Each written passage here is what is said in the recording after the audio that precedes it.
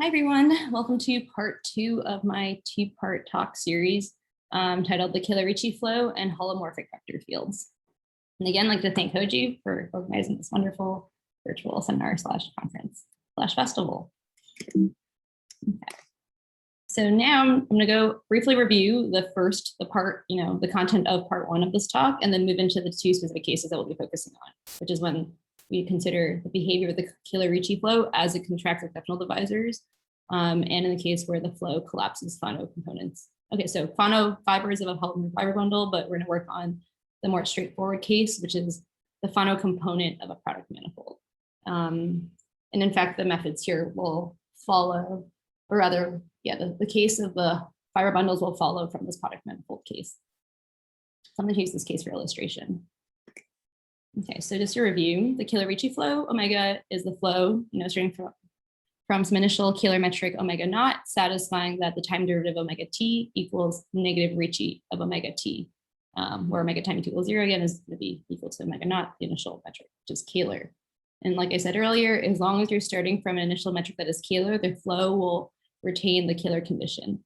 And so all the evolving metric will always remain Kähler.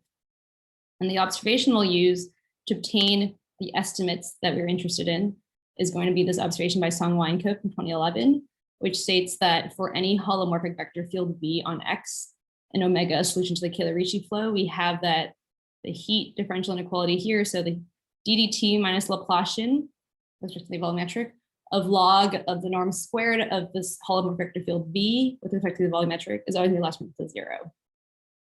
And so leading back to the maximum principle in the parabolic case I talked about last time, having this type of bound, like this observation immediately gives us that for this holomorphic vector field B, its norm squared, which is omega, is always going to be bounded by either the space boundary or the time boundary, so the boundary at t equals 0.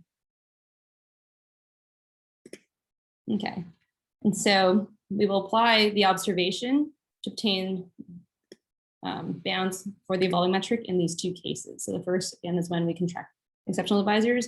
And so here we actually a priori already have uniform estimates for the evolving metric away from the exceptional divisors. So our task is to choose the correct local holomorphic vector fields to obtain the bounds we want within the neighborhood of the exceptional divisor. And so the holomorphic vector fields we choose don't have to be, don't have to extend globally to the whole manifold. They just have to make sense within this neighborhood. But in the second case, where we're collapsing the Fano fibers of a fiber bundle, where the fiber is going to be the blow up of CPM at a point P, we in fact have to be careful to make sure that we are choosing holomorphic vector fields that extend globally to the whole manifold, because we do not have the uniform type estimates that we have in the first case, because these scenarios are still very different.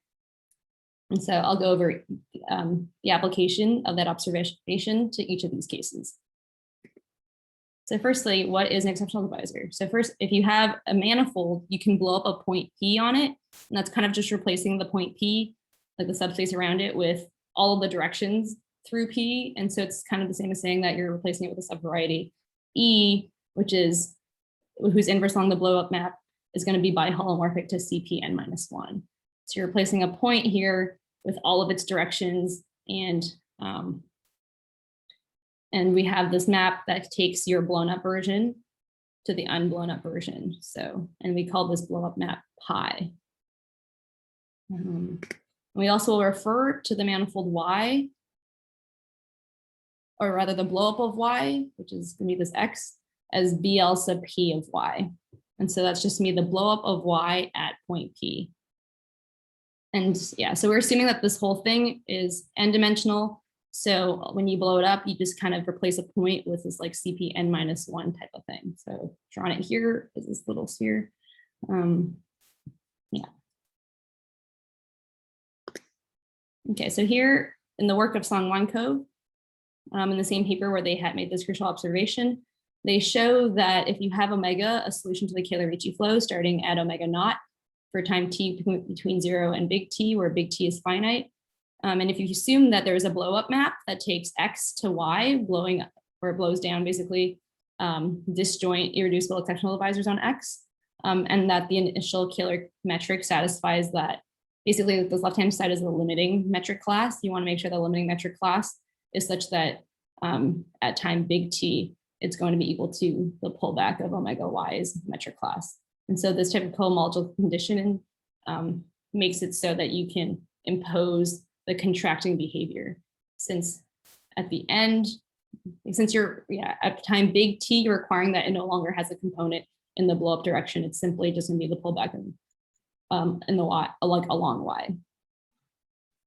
And so they show that if you make this class condition and you assume that it's finite time and that the exceptional divisors are irreducible and disjoint, then they can show that along the flow, the diameter of x with respect to the evolving metric omega t is always bounded. And that as a manifold, x and omega t converges in the Gromov-Hausdorff sense to y in a base metric omega t, which is a fixed Kähler metric on y away from the blow up points. Okay, and so like I've been mentioning a few times, in this setting, we are contracting exceptional divisors, and we can apply the observation to only local holomorphic vector fields because we have these uniform estimates. So these are the uniform estimates. Firstly, we have this uniform lower bound on the evolving metric omega, but more importantly, we have that for every compact subset K in X away from the exceptional divisors E, we have that omega in the C1 norm is always bounded by some constant depending on I and K. But this is where I is the corresponding order here and K is your compact subset. And so this gives us that away from the exceptional divisors, we already have uniform bounds on the evolving metric. And so we want to look at the limiting behavior of the flow. Now what's left to do is ensure that within the neighborhoods of the exceptional divisors, the metric doesn't behave badly, it doesn't blow up or anything, it doesn't, it remains bounded effectively. So the key estimate we need for the diameter bound is to show this type of inequality. We want to show that omega indeed has an upper bound with respect to the pullback of omega y, but with this coefficient that depends on r squared. So r squared effectively measures in local coordinates your distance away from the blow up point. And so you expect that as r goes to 0, it will get very, very large, but at this rate of r squared, that we can handle that and still obtain a diameter bound. Had it been r cubed, then we'd run into some problems, such as that this is exactly the right rate at which we expect the metric to grow large. And so what they do to show this bound is to apply a maximum principle to this quantity. And so it just is a very involved computation where they have to compute out the DDT and Laplacian of this whole quantity, and then choose A sufficiently large and epsilon sufficiently small, where H is a Hermitian metric and S is a holomorphic section constructed around the blow-up point, such that roughly S squared sub H behaves like R squared in the blow-up point. So there's just details that you can find in the Song-Weinkow 2011 paper on contracting the exceptional divisors along the Kähler-Ricci flow. And so their method involves a computation and then smartly choosing the numbers A and E, or sorry, epsilon. So what we're going to do here is in fact reprove that estimate using what I think is a slightly simpler argument that just involves applying over and over that observation to different sets of holomorphic vector fields until we obtain bounds in all of the desired directions and can hence conclude the final result. And so working on a unit disk centered around the blow-up point, we can bound the metric in each ZI direction by considering these local holomorphic vector fields of this form. So I'm just gonna call it V super I sub j, which is just Zj of ddzi for all j between 1 and n. So I'm gonna fix I, then consider these Vij's for all j values. And then from this, I'm claiming that we'll be able to get at least control of the metric in the Zi direction. And this you can see is holomorphic because if you take ddz bar of this first part, it's going to vanish since it's a non-barred Z. And so then after that, for each pair, we're going to apply the maximum control of this, and in fact, I claim obtain control of the metric in all of these directions. And so by the observation, because this is a holomorphic vector field, we know that ddt minus Laplacian of log of this vector field squared of omega is going to be less than or equal to 0. And so then a maximum can either occur at t equals 0 or on the boundary, as per the statement I made last in the first part of this talk. Okay, and since we have uniform bounds away from the exceptional divisors, we can in fact assume that the maximum occurs at t equals 0, because otherwise we're already done. And so the max occurs at t equals 0, then we have that this norm squared of vi sub j squared of omega is going to be bounded by the same quantity at t equals 0. So now everything is just something fixed. V's are a fixed holomorphic field. The metric now is a fixed metric. And so of course it's just going to be bounded by some c that won't change in time. And so expanding, writing out this left-hand side in the coordinates, it's the same thing as saying zj squared of gii bar. This is equal to this, and so it's going to be bounded above by c, by this inequality above. And so rearranging, we have that this gives us that gii bar is going to be bounded by c over zj squared. And so for this given I, this holds for all j. And so this holds for all j, then it holds for like the worst j. And so it in fact holds then for all, like you can replace it by r squared, by the fact that we have it for every single j value. And so since this method holds then for all I as well, we get that gii bar is bounded in all the directions for all I. And that gives us that, by the fact that the Euclidean metric is uniformly equivalent to the pullback of omega y locally, or rather, on compact sets, we have in fact the desired inequality. So what we've done was, instead of computing the original giant quantity that Song-Weinkoop did, we've applied their observation in a new way so that we can obtain those same bounds using simply these local holomorphic vector fields. So the technique here is, for as long as you can choose the right holomorphic vector fields, you may be able to obtain the desired bound. And so there's a bit of strategy. In this case, it's local, and so we see that, for all the directions we need, we can always define this v super I sub j and hence get the desired estimates. But in the next case, we see that we have to be more careful with checking when the holomorphic fields are in fact going to extend globally to the whole manifold. Because then in that case, we have to, because we don't have uniform estimates, we need to get the bounds globally all at once on the fiber. And so we need to ensure that there is no space boundary by the fact that the things are all global. And so then we can include bounds using the fact that we have, it's going to be, the max will then have to occur at t equals 0, and t equals 0, we always have uniform bounds. Okay, so now moving into this Fano component of a product manifold case. So here we have the example where we are collapsing, let's say, fibers that are CP1. And so you can, if you want to compute the first Chern class of a product manifold, it's in fact just equal to the sum of the first Chern classes. So here my manifold, I try to draw it here as base cross F, where F is CP1. And so it's going to be equal to the sum of these two. And of course, in this case, because the F is CP1, they're Fano. The same thing as saying that it's CP1 is, or sorry, yes, it's C1, its first Chern class is positive. And so then you can try to set up the behavior of the Kähler-Ricci flow to collapse this fiber component of B cross F by assuming that the initial metric omega naught satisfies this class condition. So this left-hand side is like the limiting metric class. And then you can write that out as being this by the way that the flow is defined, and the fact that C1 of B cross F is just C1 of B plus C1 of F. And then require that that be equal to a class of the metric simply on the base, the pullback of the projection onto just the base part. And this is the condition you impose to ensure that the flow is going to, from a class perspective, collapse down to the base manifold. Okay, so now working in the context that we'll be showing these estimates on, we're going to consider the case where X is this product manifold that's base cross F, where F is diffeomorphic to BLP of CPM.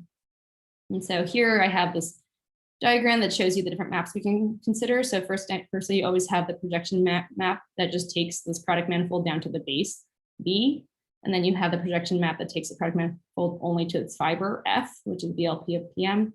And then on this F, because it's a blow up at a point on CPM, we have this blow up map pi, which blows down the fiber to just PM or CPM. I've been writing these interchangeably.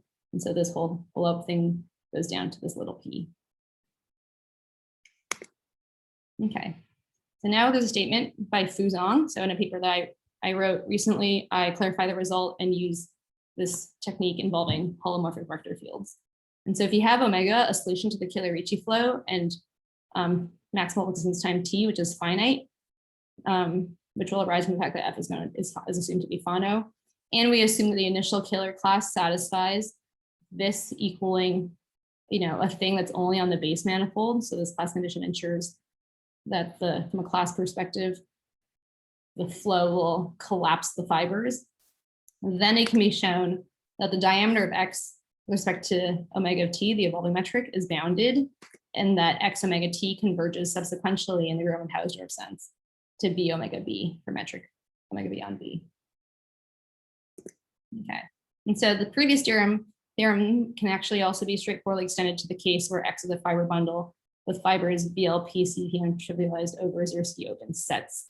So yeah, in the previous case, I'm assuming the product manifold instance. What I'm claiming is that as long you can then extend it to the fiber bundle case, as long as the fibers are trivialized over Zariski open sets, and then you need this condition for technical reasons, and that the base manifold is projective, also required for technical reasons.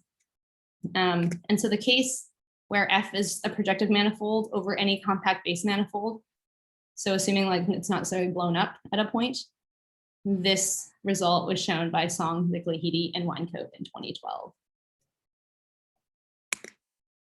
So before we get into more of the technical details, and define this restriction map, because in this case we're working on a product manifold that has a base component and a fiber component.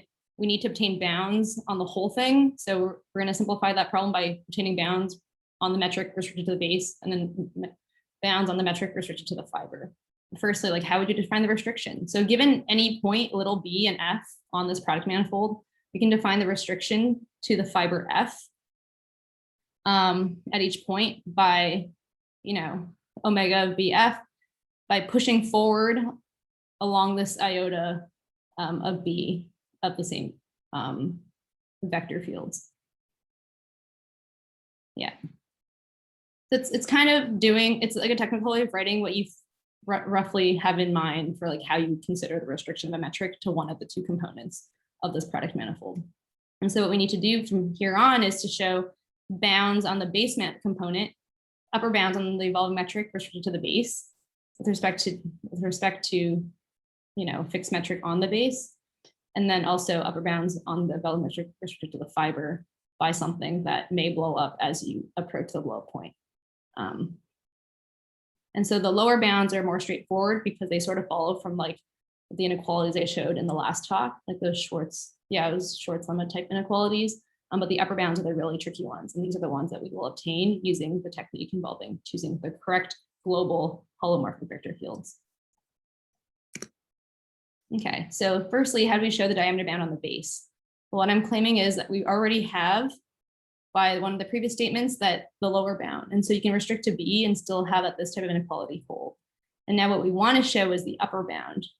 So we're going to show this lemma states that for any small, any point F on the fiber, along this corresponding level set H defined by the whole base across this one point on the fiber, we have that omega restricted to these level sets H are going to be bounded above in the desired way.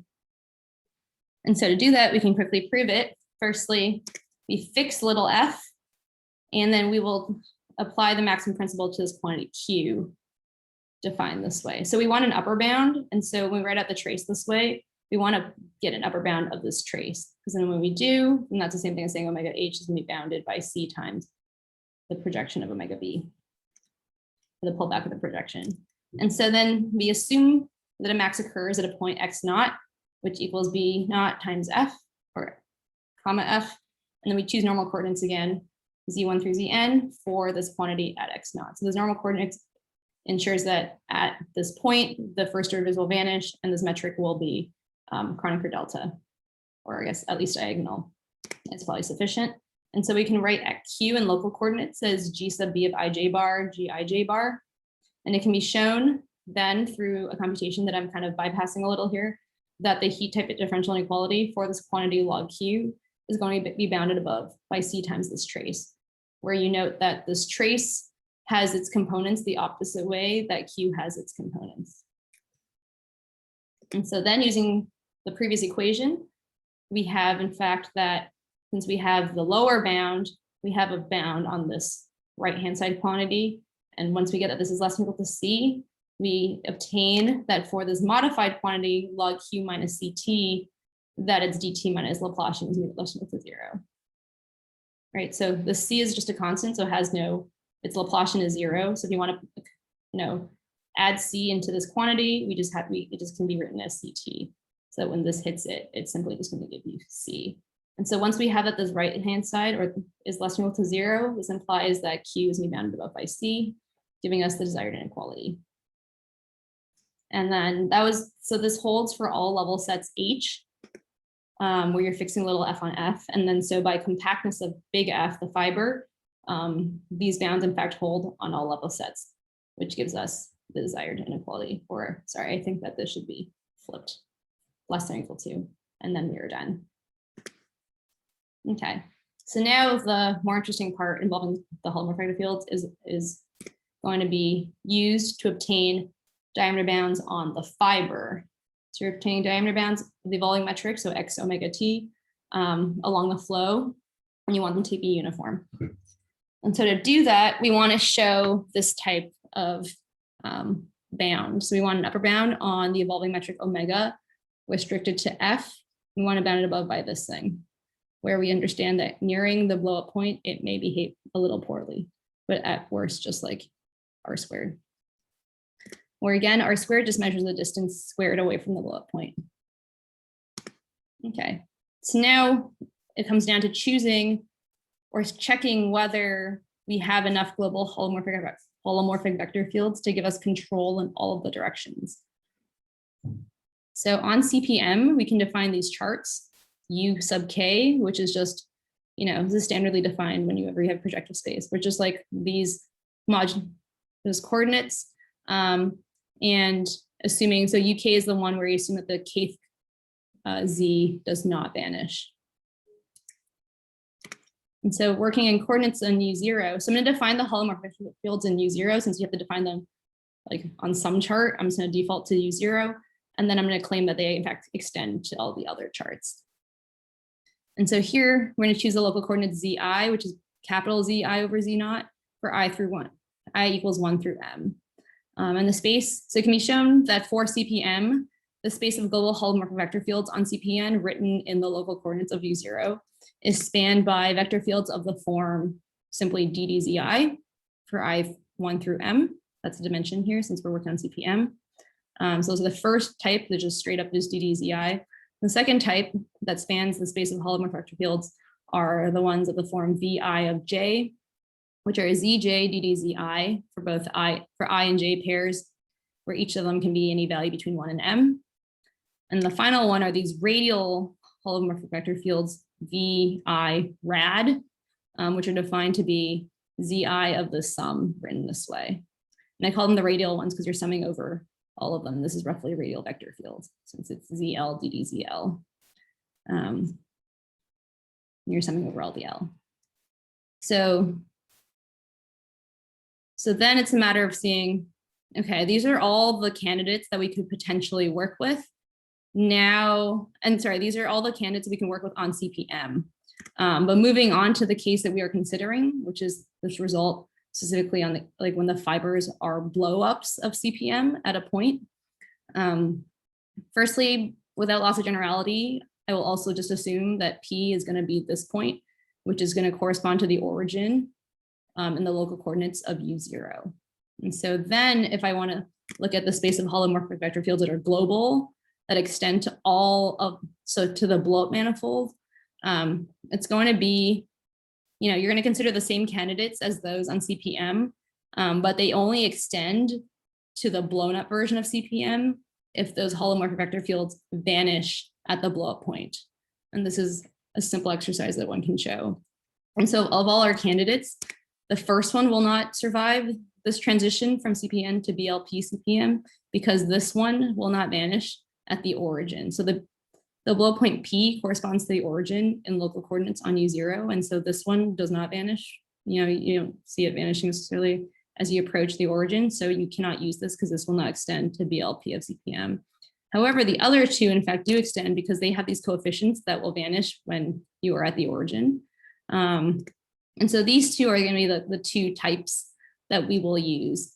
And then I claim that these two, in fact, will give us all the directions we need. And so this partly is why I'm working in such a specific setting of BLP CPM, if you were to blow up more times, then more of these would no longer qualify because they would not extend to the blow up point. And then using this method alone, you wouldn't have control over enough of the directions to conclude the statement you need for the diameter bound or for the Gromov-Hausdorff convergence. So that's why the case of a single blow up point is one that we can handle using this technique of holomorphic vector fields. But that would not suffice in the case of higher, or rather more blow up points. Okay, so then to prove this estimate, we're gonna first work on these D K sub R's, which are like, a sub patch of UK, or like, I guess a disk of radius big R on each chart UK, where this big R is chosen so that the union of all these disks in fact still covers CPM. And we just need this for a technical reason. If instead of working on the whole chart where the radius will go to infinity, we want to just like, cut off at this big R and then just like use the fact that we can still patch it together because the union still covers everything we need. And so specifically, we will show that GII bar is gonna be less than C over R squared on the case of the U0. So on this patch, which is the one whose origin is assumed to be the blow up point, we expect this type of behavior, like at best this behavior and nothing better. So it's just like as you approach the blow up point, this will, grow at a rate of, R squared. And then on the other patches, which have some finite radius and hence will not be within, a neighborhood of the blow up point, we can in fact expect just like uniform estimates. We can show that GII bar is just bounded above by C for all UK for K not equal to 0. And like I mentioned, U0, the bound here on U0 is special only because it is the only chart that contains the blow up point. Okay, and then once we have these types of bounds, we can straightforwardly use the fact that, the Euclidean metric is uniform equivalent to this pullback metric restricted to F on compact subsets. And we have compact subsets because we purposely cut out these disks of radius big R. And so those will then give us the strong enough inequalities to obtain the diameter and the Gromov-Hausdorff convergence. And with that, we get the desired thing. So really what we want to show is that are these estimates up here. And then I claim that they translate straightforwardly into what we need. Okay, so now we're gonna apply the maximum principle to VI of J. So there are two types. There's the radial ones that still survive the transition from CPM to BLP CPM. And there are these VIJs that are the other global holomorphic fields that survive the transition. So these are all defined only on the fiber, but they can indeed be trivially extended to all of X. And so now using the fact that they can be extended to everything, to all of X, we can apply the observation, or rather, firstly, we know this is smooth and globally defined, so then we can apply the maximum principle. And then so using the observation, we have that this heat type differential inequality applied to this log quantity is gonna be bounded above by 0. And since it's global, we only have to consider the case where the max occurs at t equals 0. And so then by the maximum principle, since we don't have a space boundary, we indeed just have that this whole quantity is gonna be bounded by its value at t equals 0, which then writing it out in coordinates, this is very similar to what we did in the last case of contracting exceptional divisors. We get bounds of this form. So we get that GII bar is gonna be bounded above by C over ZJ squared. And by the same line of reasoning as earlier, since this holds for all pairs I and J, this gives us that GII bar is gonna be bounded above by C over R squared. Since it holds for all J, it holds for the smallest, smallest J and holds it then for R squared. And this is on U0. Okay. Then we want to show this, the uniform estimates on the charts that do not contain the bullet points. So for those, we're going to use the radial holomorphic vector field. And so you can check that this in fact extends. So you can to check that it extends to all of CPM, you have to, transform it in its local coordinates into the local coordinates on the other charts and see that it still retains its holomorphicity and that it vanishes still at the blow up point. And so when you transform them, it becomes into the coordinates W1 through WM of UK. It transforms into just DDW1. And since the radial vector field sub K can be extended to the blow up point, the blown up manifold, and from there extended to all of X, we can again apply the maximum principle and the observation to conclude that G11 bars may be bounded both by C on each UK for K 1 through M. Then another thing is so that was for the I equals 1 case. Now for all the other I cases, we're going to apply. So it's just a matter of seeing like how certain vector fields transform and then using the correct ones to find the coordinates of U0 to obtain the bounds when you transform them into coordinates of the other charts. So then just through straightforward computation, you can see that Vi sub K, which equals this thing, which is defined in the coordinates on U0, transforms onto UK for K not equal to 0 as this guy for I less than K and to this guy for I greater than K. And these are all fine because they don't need to vanish because they're the origins of these other charts that aren't K equals 0 do not have blow up points on them. And so again, applying the maximum principle and the observation, this gives us that GI bar is less than equal to C for all I 2 through M. And then using that in addition to the fact that we showed it for I equals 1 gives us the desired result. And so these estimates that I've shown today are central to showing the diameter bands. And then similar arguments to what I've shown you today will also give you the bounds you need to show Gromov-Hausdorff convergence. I don't have the time to go through the exact details. But fundamentally, the most difficult part of showing this type of result is obtaining this type of estimate. And that's what I've chosen to prioritize showing you guys today. Okay, and that's everything. Thank you. And if you have any questions, I think there's a Q&A on July 28th where I assume I'll be able to answer your questions at. An alternative, I think Hoju has a form that you can fill out if you have any questions for me. I'd be happy to answer any questions. Yeah, thank you very much.